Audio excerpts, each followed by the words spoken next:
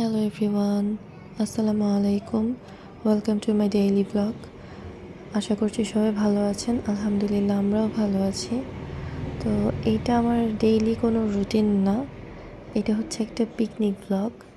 তো আমরা রিসেন্ট বাড়িতে এসেছি অ্যান্ড সবাই মিলে ডিসাইড করলাম যে একটা পিকনিক করা যাক।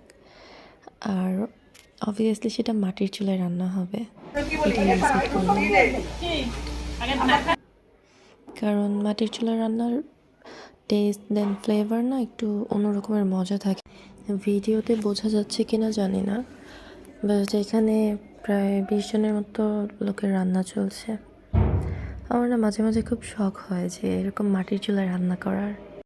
আমার সব ভিউয়ার্স আপু ভাইয়াদের কাছে একটাই রিকোয়েস্ট থাকবে, আমার ভিডিওটা যে যেখান থেকেই দেখছেন প্লিজ একটা লাইক অ্যান্ড সাবস্ক্রাইব করে দিবেন।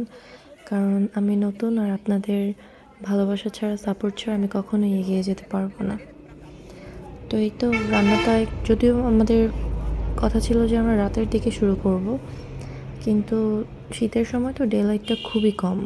আর যেখানে রান্নাটা অ্যারেঞ্জ করেছিলাম এখানে না তেমন একটা আলোর কোনো ব্যবস্থা ছিল না।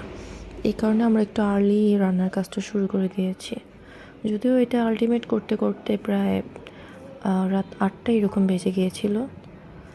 তো এই তো সব মানে এমনি রান্নাগুলো শেষ, এখন শুধু পোলাওটা হলেই হয়ে যায়।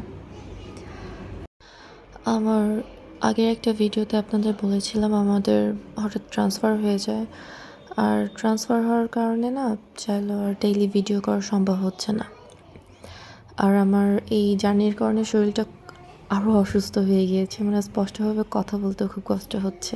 তো এই তো সবাই ভালো থাকবেন, সুস্থ থাকবেন। আল্লাহ হাফিজ।